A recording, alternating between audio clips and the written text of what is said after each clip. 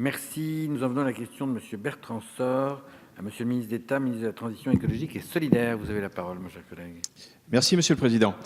Ma question s'adresse initialement effectivement à Monsieur le ministre d'État, ministre de la Transition écologique et solidaire, mais je suis persuadé que Madame la ministre des Transports saura y répondre parfaitement. Cette question porte donc sur la politique d'éradication du frelon asiatique.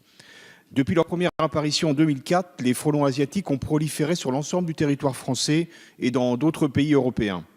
Pour l'année 2018, et rien qu'au sein de mon département de la Manche, la Fédération départementale de lutte contre les organismes nuisibles, le FDG-DON, a localisé 5 898 nids, soit un nid par kilomètre carré en moyenne, et aussi près de 2000 nids supplémentaires comparativement à 2017.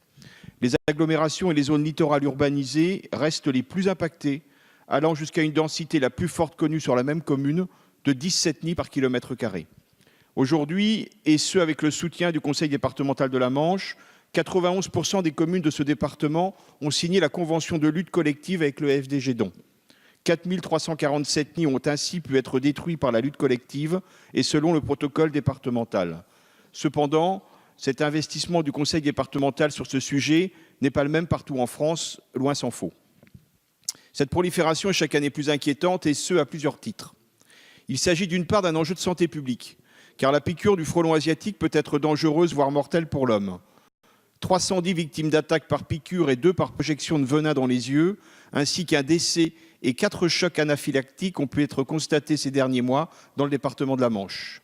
D'autre part, les abeilles étant une source d'alimentation privilégiée pour ces frelons, les impacts apicoles ont été considérables en 2018, créant du stress sur les abeilles, engendrant une baisse de production de miel et des pertes de ruches. Ils sont également fortement nuisibles sur le plan de la biodiversité, car ils se nourrissent aussi d'autres insectes, dont de nombreux pollinisateurs. De plus, des impacts sur le poisson sont parfois signalés sur les étals de marché, avec une information nouvelle en 2018, à savoir la présence de ces frelons asiatiques sur des ateliers de conchiliculture. Afin de lutter sur cette menace, des dispositions législatives et réglementaires ont d'ores et déjà été adoptées au niveau national et extra-communautaire. Le frelon asiatique a notamment été classé nuisible de catégorie 2 et le Code rural prévoit qu'il peut, je cite, être nécessaire dans un but d'intérêt collectif de mettre en œuvre des mesures de prévention, de surveillance ou de lutte. En 2017, le ministère de l'Environnement, dans un rapport sur la stratégie nationale relative aux espèces exotiques envahissantes, prônait des mécanismes nationaux pour répondre à l'invasion de ces frelons asiatiques. Or, dans les faits, les moyens alloués à la lutte contre ces frelons asiatiques sont très contrastés selon les régions et les départements. À mon sens, il est temps de requalifier cette espèce de nuisible en première catégorie pour qu'un véritable réseau d'acteurs compétents, dotés de moyens appropriés, puisse se mettre en place et détruire automatiquement des départs de nids. Ce fléau touche toute la France et même si le FDG-DON 50 effectue un travail remarquable, il est nécessaire que l'État s'empare du problème pour que l'action soit la même partout sur le territoire national. Vous vous doutez bien qu'un frelon asiatique ne s'arrête pas aux limites d'un département. Aussi, Madame la Ministre, j'aimerais connaître les intentions de Monsieur le Ministre d'État quant à l'adoption d'une véritable stratégie de lutte nationale contre les frelons asiatiques qui engloberait une harmonisation de la lutte sur le territoire, qui permettrait le développement des moyens de lutte les moins impactants pour l'environnement et la biodiversité et qui permettrait également de bénéficier d'un financement pérenne sur cette problématique afin de faciliter une lutte collective efficace. Je vous remercie. Merci. Madame la Ministre, vous avez la parole.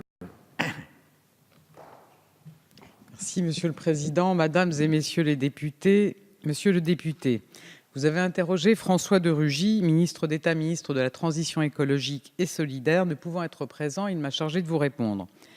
Comme vous le rappelez, le frelon asiatique est une espèce exotique envahissante à l'origine de diverses difficultés.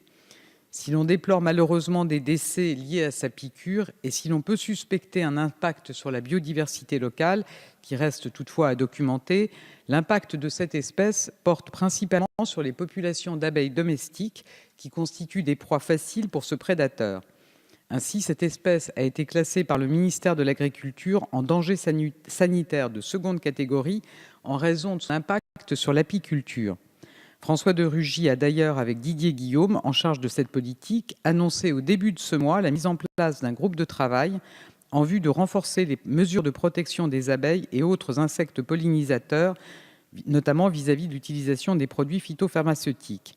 Par ailleurs, le frelon asiatique a été également classé par les 2 ministères comme espèce exotique envahissante préoccupante. Depuis son arrivée il y a 15 ans, cette espèce a colonisé la quasi-totalité du territoire métropolitain. Au vu de son aire de répartition, de sa vitesse de propagation et de l'absence de moyens de lutte efficaces, force est de constater que l'objectif d'éradication sur notre territoire n'est plus atteignable. Les crédits publics affectés à la gestion des espèces exotiques envahissantes doivent être ciblés sur des opérations efficientes. C'est l'objet des stratégies régionales en matière d'espèces exotiques envahissantes de définir des axes d'intervention sélectifs selon les espèces et les espaces considérés. Ces stratégies doivent être définies conjointement par les services et opérateurs de l'État avec les régions, chefs de file des collectivités en matière de biodiversité, pour cibler au mieux l'ensemble des moyens publics. Éventuellement, très brièvement, je sors. Merci, Monsieur le Président. Simplement pour remercier Madame la Ministre, effectivement, des détails et des précisions qu'elle a pu apporter à ma question, et puis insister, si je peux le faire, sur la nécessité d'un pilotage national, parce qu'effectivement, le degré d'appropriation est bien différent selon les territoires. Merci. Nous